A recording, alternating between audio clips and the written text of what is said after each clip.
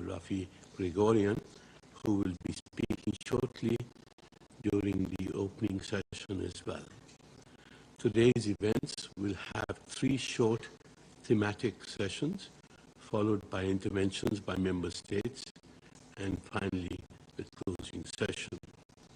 In the first session, we will have a short slideshow showcasing the victims of the terrorist attack, and we will then hear from some of the victims who would share their personal experiences with us and how they have moved on.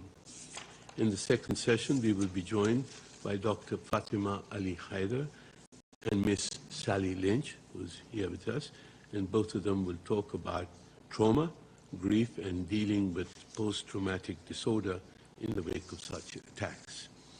During the third session, we will be joined from Islamabad by a representative of the National Counter-Terrorism Authority to get a briefing on Pakistan's counter-terrorism measures, particularly in the context of the National Action Plan that was formulated in the immediate aftermath of this inhumane attack.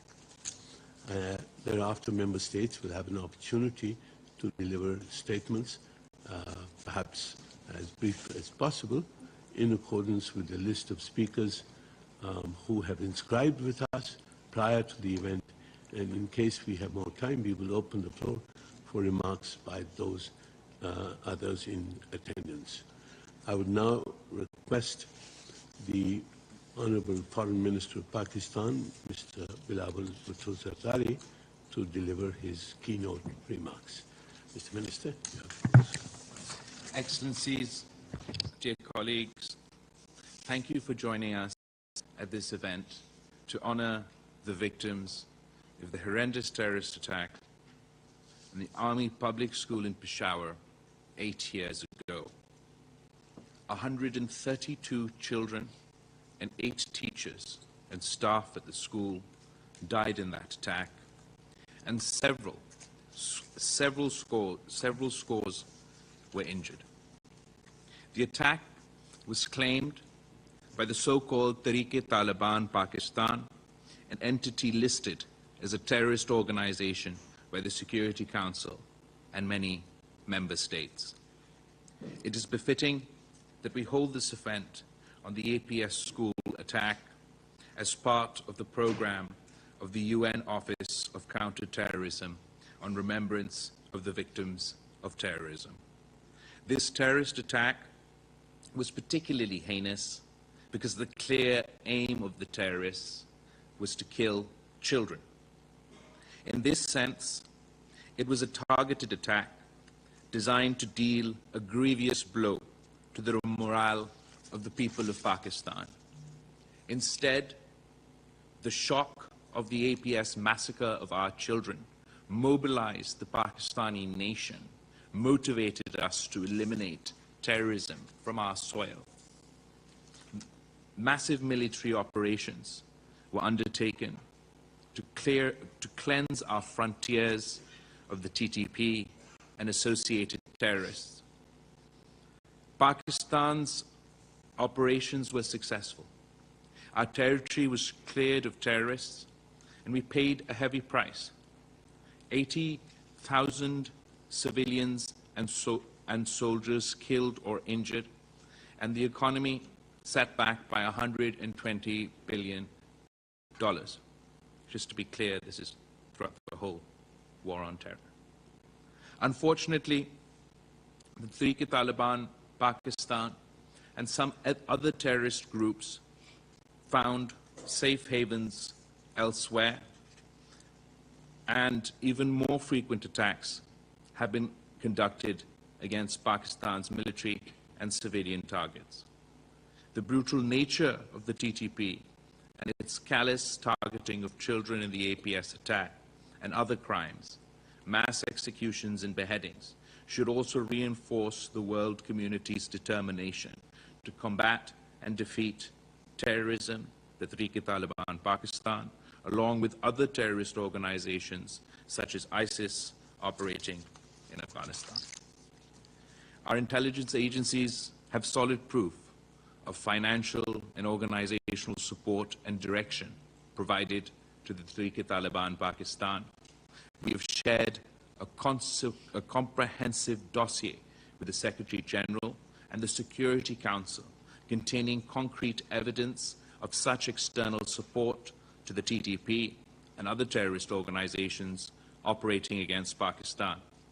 It was Pakistan's hope and expectation that the new authorities in Kabul would be able to convince or constrain the TTP from conducting cross-border terrorist attacks against Pakistan, as they have promised to do in the Doha Agreement and in subsequent policy declarations. However, endeavors towards this end appear to have failed. The Tehreek-e-Taliban Pakistan seems to have been emboldened, not disempowered, by the new regime to declare war against Pakistan. Its attacks have intensified. Pakistan will not tolerate such cross-border terrorism by the TTP or other terrorist groups like the BLA, which are also receiving financial and other support from hostile quarters. We reserve the right to take direct action against terrorist organizations. It is my expectation that the remembrance of the APS attack will serve to mobilize the United Nations counterterrorism machinery to address the threat of terrorism, which emanates from various countries in a comprehensive and effective manner. We need to eliminate safe havens of these terrorists, to cut off the sources of their financing and sponsorship, and to target and hold accountable individuals and entities responsible for terrorist attacks or for sponsoring and financing such attacks. Pakistan looks forward to the support of the United Nations and the international community in realizing our objectives. I'd just like to take this opportunity to read out from this little brochure that has been prepared. It's a picture of Ms. Taira Qazi, who is the principal of the APS school, with the quote from her and her last words: "They are my children and I am their mother." Taira Qazi was burnt alive by the terrorists in front of her pupils. This is a picture of Shah Khattak. He embraced martyrdom at the APS attack and sacrificed his life to save his injured colleagues and classmates.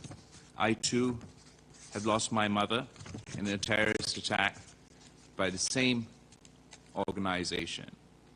But they say that the only thing harder than a child burying a mother is a mother burying their son.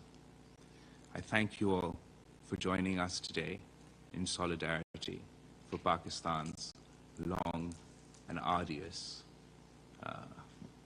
conflict against terrorism. Thank you.